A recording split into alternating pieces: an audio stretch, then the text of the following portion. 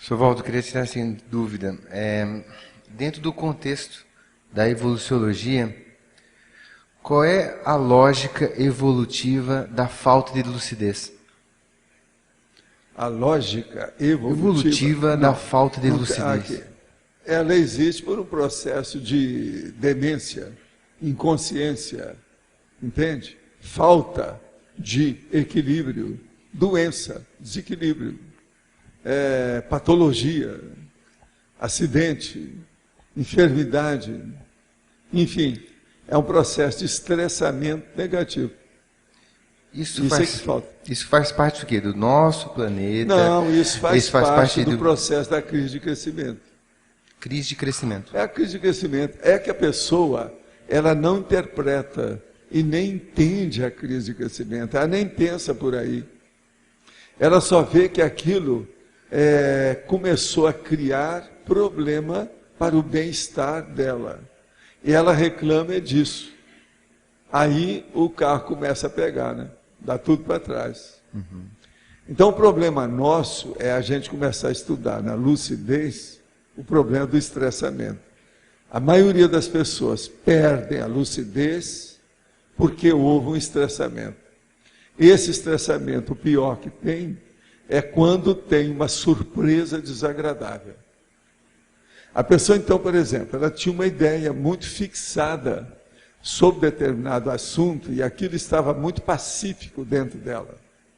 Aí vem o contingenciamento, que são as agruras, as vicissitudes, os percalços, alguma coisa negativa que ela não esperava, muito forte.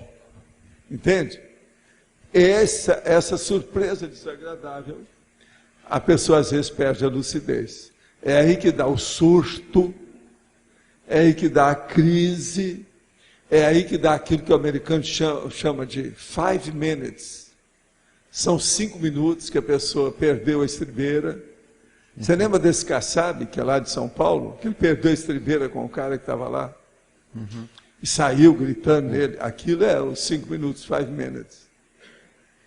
Entende? O 5 minutes é aquele caso que eu conto do homem que estava todo vestido, arrumadinho, e vem uma servidora do escritório e vai trazer o café e derruba um pouco as gotas de café na roupa dele. Pronto.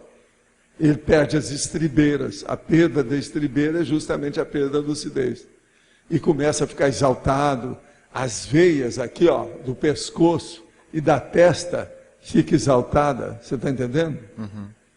Então isso tudo ali, houve um aumento da pressão, houve o processo do estresse muito forte, ao disparo do coração, ou seja, uma taquicardia inesperada, uma hora para outra.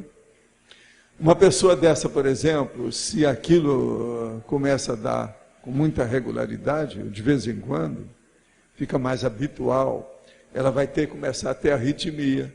Aquilo vai afetar o sistema circulatório dela. Uma boa parte dessas pessoas acabam tendo algum processo circulatório. Então, um distúrbio cardíaco, de algum modo. Isso é muito comum. Por isso, por exemplo, eu tenho hipertensão, já vão para meio século, mas comigo o estresse me pega pouco. Pega. Não há pessoa sem estresse. Não há pessoa sem alergia. Não há pessoa sem idiosincrasia. Todo mundo tem. O que varia é o percentual e a qualidade de manifestação do fenômeno. Mas todo mundo tem. Agora, então, por exemplo, estresse é uma coisa séria. Entende? Todo mundo passa por isso. Agora, nós temos que ficar aliviado antecipadamente para fazer a profilaxia do estresse. Professor Waldo, no caso da condição de ser humano, a dualidade faz parte do próprio ser humano. Faz. É o processo da assimetria. Sim. Agora, por exemplo, nós somos, no fundo, uma consciência, que é além disso. Como lidar com essas situações? Você ser além disso, mas estar na condição de ser humano. O problema é você ser animal e consciência ao mesmo tempo. Tá. Saber isso. Então, existe aquela expressão que vem da antiguidade, uma série de estudiosos andaram falando, que é o seguinte: você jamais deve ter vergonha de ser humano. enquanto você estiver com o corpo aqui. Nós não podemos nos envergonhar de ser humano. Entende? Envergonhar de ter dor de barriga, de transpirar, de sofrer um atchim, entendeu? Isso tudo você não pode. Esse atchim é artificial, tem aquele outro que é muito mais sério. Esse é autêntico. É mais autêntico. Você está entendendo? Isso tudo isso é da natureza humana, nós somos assim. A gente não pode se envergonhar ou tirar o corpo fora disso. Com o passar do tempo, na evolução, a gente vai cada vez mais dominando a nossa animalidade. Sim. Isso vai mudar a nossa estrutura até física? Você vai passando para ficar cada vez mais dentro da consciencialidade. E vai diminuindo a animalidade. Diminui aqui e aumenta lá.